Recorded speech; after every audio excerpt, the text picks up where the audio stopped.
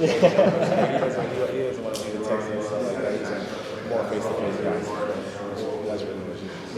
We know John's a really competitive guy. Is he challenging you guys in shooting drills and stuff? Yeah, he's always talking about I'm the best shooter. I can get a stop on you. I can do this. I can guard you one-on-one. That's different from K. Has Coach K still left that door open, like if you want to reach out to him for anything, or is he more like talk to John, or I mean, what's that? I mean, he was literally just talking to us the other day about the documentary that came out this weekend. So, I mean, and he's around, like he's not actually around like in the practices and stuff like that, but he's definitely around. If you want to talk to him, he's definitely open. Might not be long, but he's definitely give some time for sure. I think you mentioned to us over the summer that Coach K was watching the practice. Jeremy Roach also like snapping attention. And obviously he has a military background. Like, is that different now, John? It seems like there's maybe a looser atmosphere. Right now, obviously I got coached by Coach K for the past 2 years, so I've learned so much about him, learned so much from him and about him. And like I said, Coach Shire, he's pretty much the same way. Coming in, locked in, every practice, no shortcuts, tell you what you need to hear, not what you want to hear. So, John, yeah, young to get your yeah. okay, so nothing He's like a lot. What about Jay Lucas, Jeremy? What does he bring, and how has that been different? Yeah, I mean, Jay, he's cool as dude you'll meet. Chill, but he's always like, he's gonna expect a lot from me. We can joke off the court, but when we get on the court, it's all serious. It's all work. So I mean, that's one thing I love about him. He's about the work. And he's a point guard, so he's giving me all types of games that I need for me to be better myself. How did you see him They handled it well. Just being that upperclassman. I mean, that year for them, my freshman class, we were in the COVID year, so we really didn't know anything around campus. I mean, the practices were kind of similar, but not kind of had to adjust to the COVID situation. Seeing their leadership last year, it was big. When Dale, Joey, always if I need something, I could go to them. When something bad's happening on the court, I know they're gonna have a stone cold face. Just to know that everything's gonna be all right. And, keep having that confidence in you. So I'm just trying to take bits and pieces from everybody. Like I said, Jay, Emil, Celia, Shire. I mean, they're telling me everybody helping me out doing this stuff. After you were announced as captain, did you talk to any former players about what that experience would be like? I mean, I didn't really talk to many people. I mean, a lot of guys hit me up like, it's a big responsibility, like you're captain, congratulations. I get all that, but at the end of the day, I mean, I got a job to do. I can't get too caught up on you're a captain, you're this. You still have to lock in and actually be that captain and be locked in. being the guy I think you're the first point guard to be here as a junior since Quinn. When the guys come back from the NBA to come in over the summer, are they talking to you, giving you encouragement, telling you, how to be the leader on this for team? Sure. I mean, just piggyback off of what you said about Quinn. We had Coach K's camp, the K Academy. He was there just harping on me like, this is separation year, this is your year, this is your big year. Like you gotta be that voice, you gotta be that leader, and you gotta really not care what nobody says, because you gotta be that guy. Has John had to drop the hammer yet? What does that look like? What you mean by like we could see when K would have a blazer off, we could see when his face would get all red. Like, does John have one of those moments yet? Yeah, he's definitely had a couple moments, but yeah.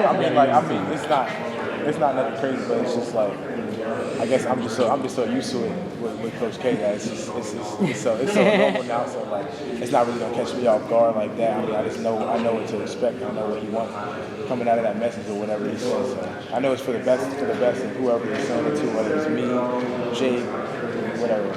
Along those lines, what do you film practice? Say it one more time. When you watch the film at practice, I know you watch game film. Coach K has a certain way of doing things and calling people out or whatever. Have you had a chance to do that with John yet? I mean, yeah, that's what I'm saying. Like they're pretty much they're like the same. Like he's gonna let you know that you're messing up in the same way that Coach K did. So I mean that's what the young guys need to hear. They need to see their mistakes. They need to see what they're doing wrong, like actually visually see it on the film. And I think that's Coach Shire doing a great job. Speaking back to that question, I was going to ask, what are some of the immediate takeaways? I don't know if this is an accident, but what are some of the immediate takeaways on like the differences and emphasis between Coach K and Coach Shire that you think in the first few months? Yeah, there's really no differences. Coach Shire, he played for Coach K, and then he's also coached with him. So I mean, they kind of embody the same thing. They got the same habits. He's learned from them. So I mean, the dude culture won't ever change. What's Tariq missing time right now? Do you worry yet about him missing valuable time in the preseason right now? I definitely worry. Definitely want him to get praying he has a speedy recovery. I mean, I know he's getting back into a rehab now, getting back on court, doing a little on court stuff. But I mean, we have so many guys that can fill in for him. Whether it's Tyrese, Mark Mitchell, he can stand out to the wing, play that Jay Shoot, Jay, Kale, Max, like whoever we need to fill in that spot, I know is going to be ready for that spot.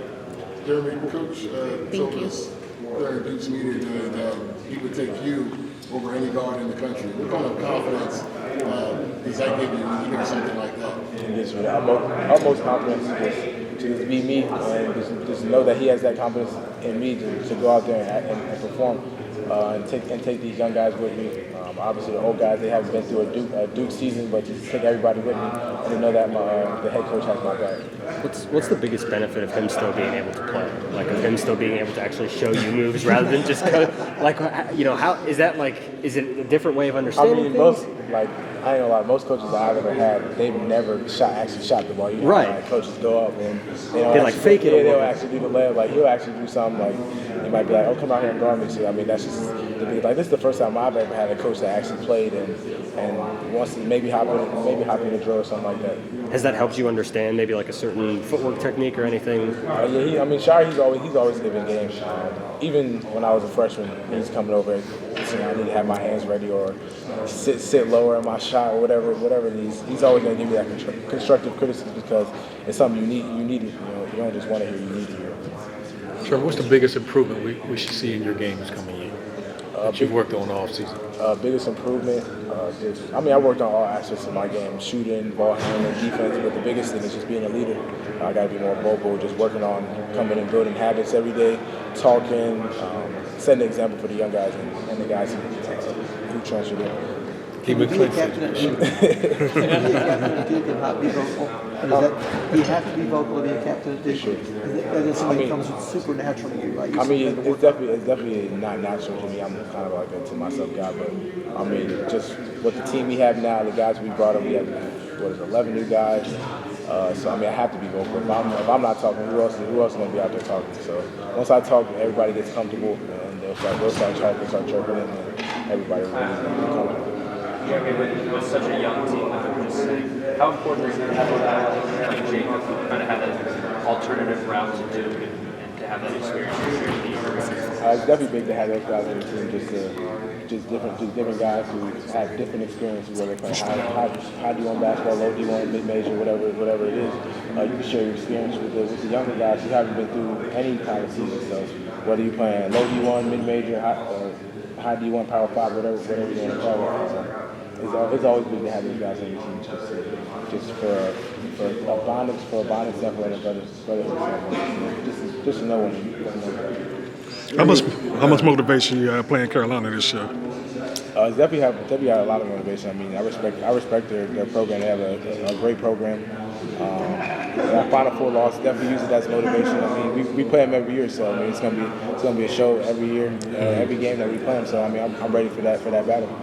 Jeremy, Coach was saying a little while ago, but whether he was an assistant or now, when he goes out to recruit, he's selling kids on a thing he chose, right? I wanted to be here. Does that resonate with you in the recruiting process? Did it matter that he was a Duke guy, that he had played there? Yeah, I mean, it definitely matters. I mean, because he's seen the insides of Duke basketball. I mean, he's seen the campus side of wherever the people there. But when stuff really gets tough, like how do they work? Like how are they doing this? How are they running practices? How are they? It was just different stuff like that. And he told me from his experiences, and it kind of led to where I'm at right now. Jeremy, I'm sorry if you've been asked this already, but when you found out you would be named captain, take me through that day when you found out, and what that looked like, knowing how much weight that holds at a school like Duke? I mean, I already kind of knew I had a big leadership role coming in early in the summer, but being named captain it's an honor.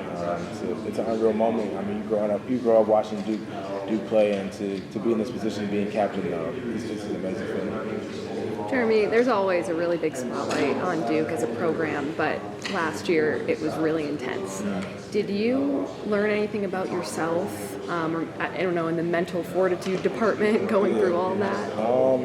I just for last year, we're Duke, so I mean everybody's coming after us every game, but it just last year it was magnified. So I guess it's keeping that hunger because you don't know who could come in at any day, any game, and light it up. So you have to be locked in for all 40 minutes when you're playing out there. When you came in as a freshman, did you envision this for yourself, becoming captain, going to the Final Four? And how does it feel now that you've accomplished all those things? I did envision being captain, going to the Final Four, and now that it's all happened, it's everything I wanted. So why not take advantage of this opportunity that you have presented in front of me? Coach Shire said this is about as new as the team has been, at least in recent history. How have you gone about kind of creating chemistry as a captain? Yeah, just welcome everybody in. I mean, we have 4 new grad transfers, 7 new freshmen coming in, so just having everybody hang, just chill with one another, go to movies, go to Topgolf, go to get some dinner, whatever, lunch, whatever it is, and just being around the guys. That's gonna bond you as close as anybody as you think. And then we're around each other every day, so. That bond is going to keep growing, and just the battles that we have in practice, getting guys better. That's how you build real team chemistry right there. As a captain, are y'all gonna give are you gonna decide y'all gonna give the coach a Gatorade bath on the first victory? He's had his first victories as a head coach. He's 2-0 right now. 2-0 right now. So.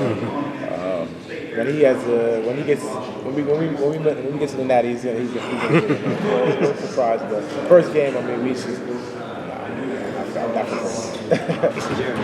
It's the second time I heard you mention the Topgolf.